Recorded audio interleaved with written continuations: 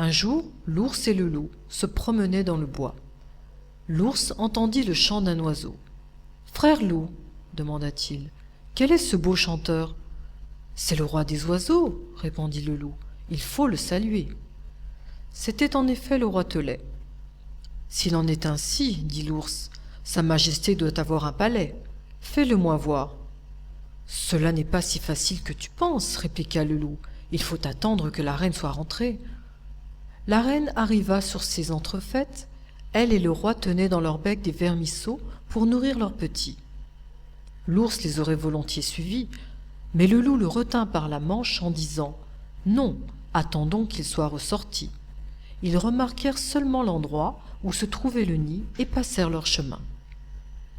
Mais l'ours n'avait pas de cesse qu'il n'eût vu le palais du roi des oiseaux. Il ne tarda pas à y retourner. Le roi et la reine étaient absents. Il risqua un coup d'œil et vit 5 ou 6 petits couchés dans le nid. « Est-ce là le palais ?» s'écria-t-il. « C'est un truste palais.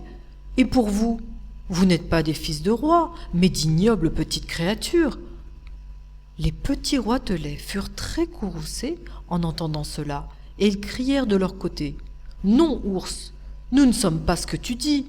Nos parents sont nobles, tu paieras cher cette injure. » À cette menace, l'ours et le loup, pris de peur, se réfugièrent dans leur trou.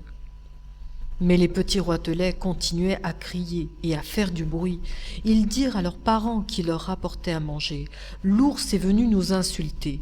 Nous ne bougerons pas d'ici et nous ne mangerons pas une miette jusqu'à ce que vous ayez rétabli notre réputation. » « Soyez tranquilles, leur dit le roi, votre honneur sera réparé. » Et volant avec la reine jusqu'au trou de l'ours, il lui cria « Vieux grognard, pourquoi as-tu insulté mes enfants?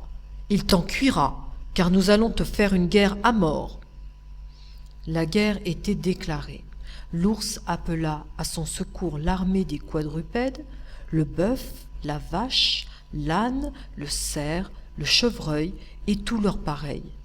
De son côté, le roitelet convoqua tout ce qui vole dans les airs, non seulement les oiseaux, grands et petits, mais encore les insectes ailés, tels que mouches, cousins, abeilles et frelons.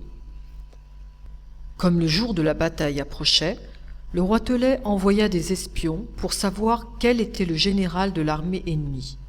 Le cousin était le plus fin de tous.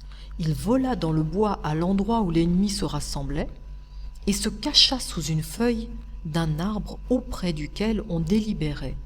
L'ours appela le renard et lui dit « Compère, tu es le plus rusé de tous les animaux. C'est toi qui seras notre général. »« Volontiers, dit le renard. Mais de quel signal conviendrons-nous » Personne ne dit mot. « Eh bien, continua-t-il, j'ai une belle queue longue et touffue comme un panache rouge. Tant que je la tiendrai levée en l'air, les choses iront bien et vous marcherez en avant. Mais si je la baisse par terre, ce sera le signal du sauve-qui-peut. » Le cousin, qui avait bien écouté, revint raconter tout de point en point au roitelet. Au lever de l'aurore, les quadrupèdes accoururent sur le champ de bataille en galopant si fort que la terre en tremblait. Le roitelet apparut dans les airs avec son armée qui bourdonnait, criait, volait de tous côtés de façon à donner le vertige.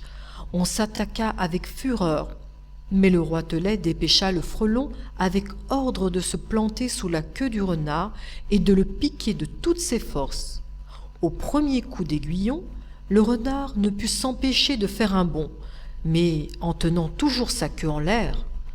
Au second, il fut contraint de la baisser un instant, mais au troisième, il n'y put plus tenir, et il la serra entre ses jambes en poussant des cris perçants. Les quadrupèdes, voyant cela, crurent que tout était perdu, et commencèrent à s'enfuir chacun dans son trou. Et ainsi les oiseaux gagnèrent la bataille. Le roi et la reine volèrent aussitôt à leur nid et s'écrièrent « Nous sommes vainqueurs, enfants, buvez et mangez joyeusement. »« Non, dirent les enfants, il faut d'abord que l'ours vienne nous faire des excuses et déclarer qu'il reconnaît notre noblesse. Le roitelet vola donc au trou de l'ours et lui dit « Vieux grognard, tu vas venir faire des excuses devant le nid de mes enfants et leur déclarer que tu reconnais leur noblesse. Autrement, gare à tes côtes. » L'ours, effrayé, arriva en rampant et fit les excuses demandées. Alors enfin, les petits roitelets furent apaisés et ils festinèrent gaiement toute la soirée.